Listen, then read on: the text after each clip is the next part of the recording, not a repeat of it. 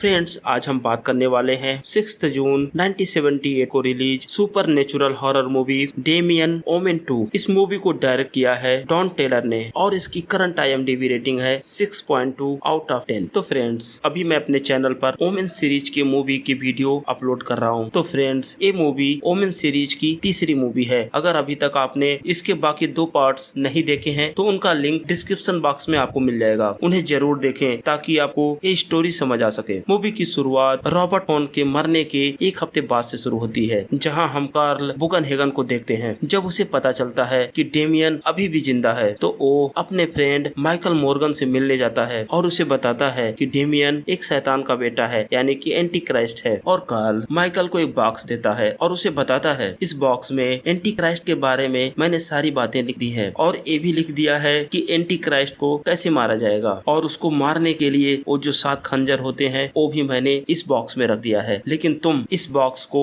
Daniel के नए guardian यानी कि उसके अंकल और आंटी के पास पहुंचाने में मेरी मदद करो। हालांकि ये बॉक्स मैं भी पहुंचा सकता हूं, लेकिन वो लोग बड़े बिजनेसमैन हैं और वो शायद मेरी बातें ना माने। लेकिन माइकल को अब भी कार्ल की बातों पर विश्वास नहीं हो रहा था, तो कार्ल माइकल को मडिको के एक खंडहर में ले जाता है। और जब माइकल वहां पहुंचता है तो देखता है मुरल ऑफ ईगल्स, दीवार पर बनी डेमियन की तस्वीर, और माइकल पास में ही होर ऑफ बेबीलोन की मूर्ति देखता है जिसपे एक औरत बैठी होती है। ये सब देखकर माइकल को विश्वास हो जाता है कि डेमियन एंटी क्राइस्ट है। लेकिन तभी हम देखते हैं वो खंडहर गिरने लगता है। माइकल और कार्ल दोनों उसी खंडहर में दबकर मारे जाते हैं। अब सीन शिफ्ट होता है और हम देखते हैं 7 साल बाद का समय और जगह होती है शिकागो, और हम डेमियन को देखते हैं जो अब 12 साल का हो चुका है और शिकागो में अपने अंकल और आंटी के साथ रहता है, जहाँ उसके अंकल का नाम रिचर्ड और उसकी आंटी का नाम एन है। और वहीं हम देखते हैं उसका एक कजन भी है जिसका नाम है मार्क, और हम देखते हैं मार्क और डेमियन में काफी अच्छी दोस्ती होती है। और आज डेमियन और मार्क दोनों को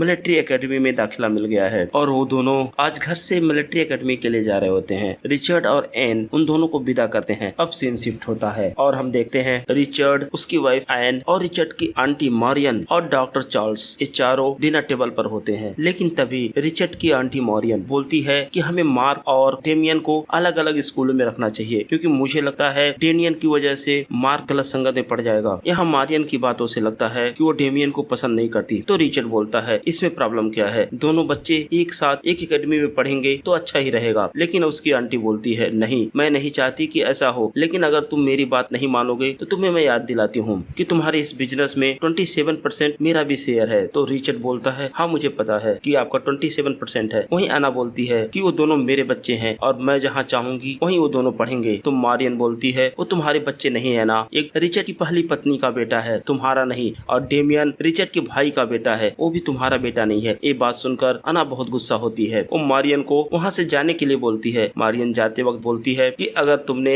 मेरी बात नहीं मानी तो मैं अपना शेयर ट्रस्ट को दान कर दूंगी, और नाराज होकर डिनर टेबल छोड़कर वहाँ से चली जाती है। और रात में जब मैरियन सो रही होती है तभी उसके कमरे में एक रेबन बर्ड आ जाती है, और तभी मैरियन की नींद खुल जाती है। वो बर्ड को सामने देखती है और जब वो बर्ड की आंखों में देखती है तो उसे अजीब सा महसूस होने लगता है और थोड़ी ही देर में उसे हार्ट अटैक आ जाता है और वहीं मैरियन मारी जाती है। तो फ्रेंड्स, ये सीन बिल्कुल ही वैसा था जैसा कि हमने द ओमेन मूवी में देखा था, जहाँ रॉटविलर डॉग हमेशा डेमियन की रक्षा करता है। जो लोग भी डेमियन के खिलाफ गए उनको मार दिया गया, और सेम सीन यहाँ होता है। और यहाँ रॉटविलर डॉग की जगह पर रेवन बर्ड डेमियन की रक्षा कर रही थी। अब सीन शिफ्ट होता है और हम रिचर्ड, एन और चार्ल को देखते हैं। तीनों एक कमरे में बैठे होते हैं, जहाँ चार्ल रिचर्ड को कुछ स्लाइड दिखाता है। एक्चुअली रिचर्ड एक बहुत बड़ा बिजनेसमैन था, लेकिन वो एंटिक चीजों का भी शौक रखता था, और इसके लिए रिचर्ड ने एक छोटा सा म्यूजियम भी खोल रखा था, और जिसकी देखभाल डॉक्टर चार्ल वेरिन करता था। तो चार्ल उसको एंटिक सामानों की स्लाइड दिखा रहा होता है। तभी वो देखता है होर ऑफ बेबीलोन की वो मूर्ति जिसे हमने मूवी की शुरुआत में देखा था, और जब अना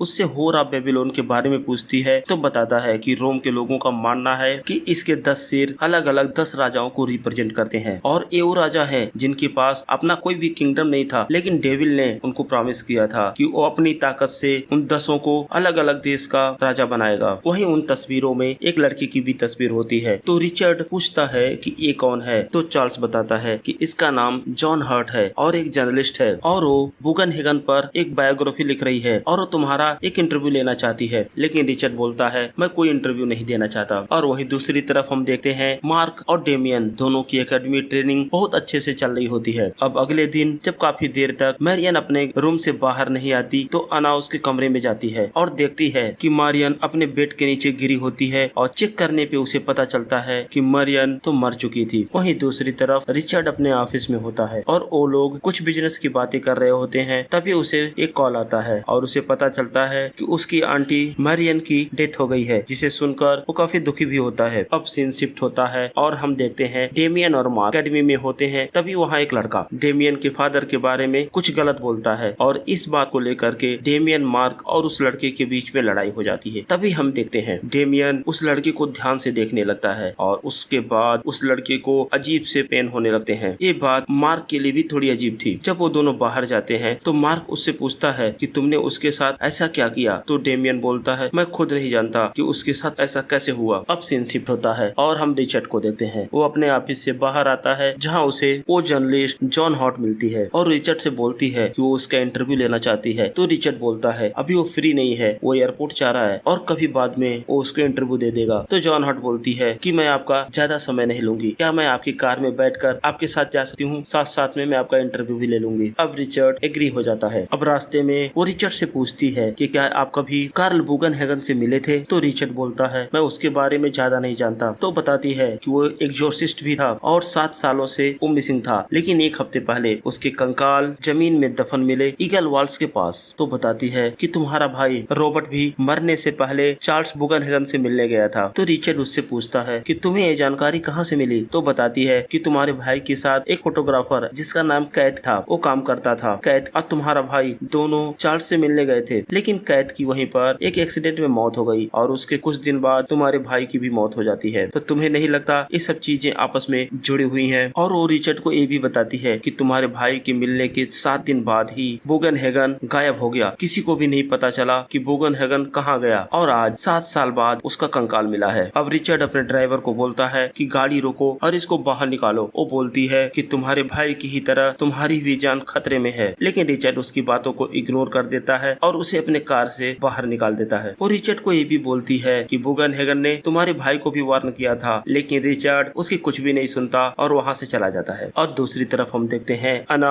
और डॉक्टर चार्ल्स वारेन दोनों आपस में बात कर रहे होते हैं। तो चार्ल्स अना को ईगल वॉल्स और होर ऑफ द बेबीलोन के बारे में बताता है, लेकिन तभी वहाँ जॉन आ जाती है और वो बताती है आज मेरी मुलाकात रिचर्ड के साथ हुई। लेकिन तभी चार्ल्स के पास रिचर्ड का कॉल आता है और वो जॉन के बारे में बताता है। चार्ल्स जॉन पर नाराज होता है। वो बोलता है कि तुम्हें इस तरह से बातें नहीं करनी चाहिए थी। तो जॉन बोलती है कि तुम सब खतरे में हो और मैंने कुछ दिन पहले ही वो ईगल वॉल्स देखी है, लेकिन आज तक उसने कभी डेमियन को नहीं देखा था। और वो बोलती है कि मुझे मिलिट्री एकेडमी जाना होगा ताकि वो डेमियन को देखकर कंफर्म कर सके। और वो जब एकेडमी पहुंचती है और डेमियन को देखती है तो डर जाती है, क्योंकि डेमियन और ईगल्स वॉल पे बनी हुई वो तस्वीर दोनों एक ही होती है। क्योंकि जॉन के पास अभी तक जो भी जानकारी थी वो बुगनहेगन की लिखी हुई डायरी के आधार पर थी। वो डर से कांपने लगती है और वो तुरंत ही एकेडमी से बाहर निकल जाती है। जब वो रास्ते में होती है तभी उसकी कार एकाएक खराब हो जाती है और वो कार को चेक करने के लिए बाहर आती है। तभी हम देखते हैं वो रेबन बर्ड वहाँ आ जाती है और जॉन पर हमला कर देती है। रेबन बर्ड जॉन की आंखों को चोटिल कर देती है, जिससे उसे कुछ दिखता नहीं। वो सड़क पर आती है, हाथ देकर लिफ्ट लेना चाहती है, लेकिन तभी एकाएक एक ट्रक से टकरा जाती है, जिससे उसकी वहीं पर मौत हो जाती है। और अब सीन शिफ्ट होता है। हम देखते हैं रिचर्ड की फैमिली और उसका मैनेजर चार्ल्स और बहुत सारे लोग एक फ्रोजन लेक के ऊपर खेल रहे होते हैं। और तभी हम वहाँ रेबन बर्ड को भी देखते हैं और तभी एकाएक बिल उस फ्रोजन लेक के अंदर गिर जाता है, जिससे उसकी मौत हो जाती है। और उसी रात हम देखते हैं रिचर्ड पॉल को बुलाता है और उससे बोलता है कि मैं और अना एक छुट्टी पे जाना चाहते हैं और तब तक तुम इस ऑर्गेनाइजेशन के नए प्रेसिडेंट हो गए। अब सीन शिफ्ट होता है और हम देखते हैं डेमियन अपने क्लासरूम में होता है और उसको टीचर हिस्ट्री के एक टॉपिक पर डिस्कस कर रहे होते हैं। लेकिन तभी डेमियन अपने टीचर का स्केच बनाता है, क्योंकि उसके टीचर गंजे थे। ये देखकर सारे बच्चे हंसने लगते हैं। तो टीचर डेमियन को अपने पास बुलाता है और उस टॉपिक से रिलेटेड क्वेश्चन पूछने लगता है, लेकिन डेमियन हर क्वेश्चन के आंसर परफेक्टली देता है। यह देखकर वो टीचर सरप्राइज हो जाता है और तभी वहाँ सार्जेंट डेनियल आ जाता है और उसको रूम से बाहर ले जाता है। उससे बात करता है कि तुम्हें अपनी ताकत का प्रदर्शन ऐसे सबके सामने नहीं करना चाहिए। लेकिन अभी भी डेमियन उसकी बातों को समझ नहीं पा रहा था, किस ताकत की, किस एनर्जी की बात कर रहा है। बोलता है तुम्हें बुक ऑफ रेवलेशन पढ़ना चाहिए, जो तुम्हारे लिए खासकर है। और वो स्पेशली चैप्टर नंबर 13 पढ़ने को बोलता है। वो बोलता है जब तुम उसे पढ़ोगे तो तो तुम सब कुछ समझ जाओगे। तो इसका मतलब ये हुआ वो सार्जेंट भी जानता था कि डेमियन एंटी क्राइस्ट है। अब अगले दिन डेमियन उस बुक को पढ़ता है और बुक के अंदर उसे वो 666 बर्थ मार्क वाली बात पता चलती है। जब वो बाथरूम में जाकर अपने सिर के बाल चेक करता है तो उसे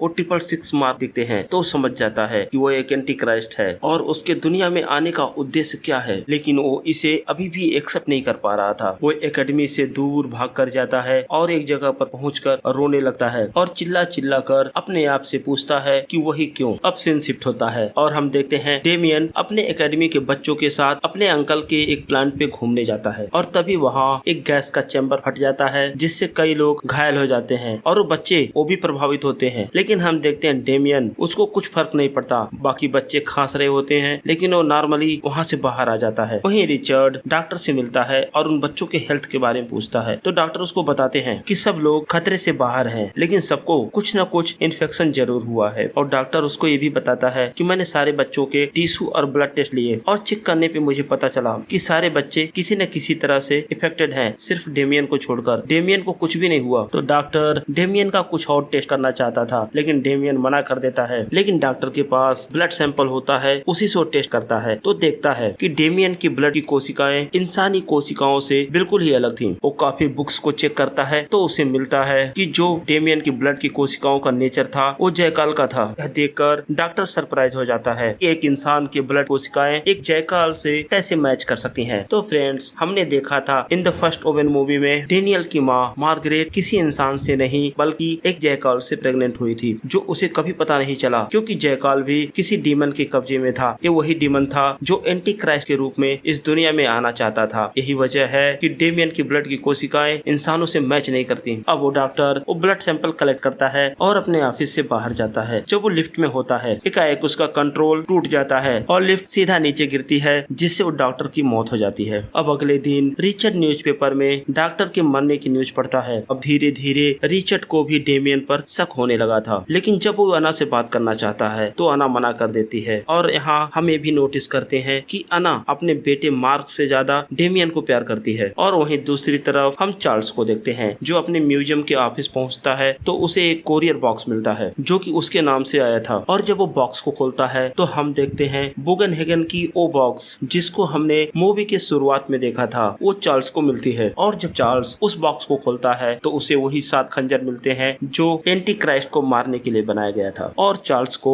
उस बॉक्स में खंजर के अलावा एक न्यूज़पेपर मिलता है जिसपे डेमियन का फोटो छपा होता है। और वहीं उसे बुगनहेगन की डायरी और वो लिखा हुआ पत्र भी मिलता है जो कि बुगनहेगन ने रिचर्ड के लिए लिखा था। अब चार्ल्स उन सारे सामानों को अपने लॉकर में लॉक कर देता है लेकिन बॉक्स में मिली होली क्रॉस को अपने पास रख लेता है। और चार्ल्स वहाँ से सीधा रिचर्ड के पास जाता है तो रिचर्ड से पूछता है कि तुम्हारे भाई के साथ लंदन में क्या हुआ था। तो रिचर्ड बोलता है कि तुम क्यों जानना चाहते हो। तो चार्ल्स बोलता है आज ही मुझे एक बॉक्स मिला जिसे किसी ने इजराइल से भेजा है और सबसे बड़ी बात है कि वो बुगनहेगन से रिलेटेड है। बताता है कि बुगनहेगन ने वो 7 खंजर तुम्हारे भाई को दिए थे डेमियन को मारने के लिए। और चार्ल्स वो लेटर रिचर्ड को देता है जिसे बुगनहेगन ने रिचर्ड के लिए ही लिखा था और जिसमें उसने बताया था कि डेमियन एक एंटी क्राइस्ट बच्चा है। लेकिन रिचर्ड उसकी बातें नहीं मानता। वो बोलता है कि मेरा भाई मेंटली रूप से बीमार था और जिसकी वजह से वो डेमियन को मारना चाहता था, लेकिन वो इससे पहले मार पाता वहाँ पुलिस आ गई और उन्होंने उसे शूट कर दिया। और चार्ल्स उसे ये भी बताता है कि अगर देखो तो कई सारे एक्सीडेंट हमारे आसपास हो चुके हैं, ऐसे ही कई सारे एक्सीडेंट तुम्हारे भाई के साथ भी हुए थे। और चार्ल्स उसको ये भी बताता है कि बुगनहेगन ने डेमियन की तस्वीर ईगल्स वॉल्स में देखी थी और इससे प्रूफ होता है कि डेमियन ही वो एंटी क्राइस्ट बच्चा है। तो चार्ल्स बोलता है वो दीवार का हिस्सा कल न्यूयॉर्क लाया जा रहा है और जिसे देखकर तुम्हें भी यकीन करना ही होगा। और जब चार्ल्स कमरे से बाहर आता है तो देखता है वहाँ मार्क खड़ा था, यानी कि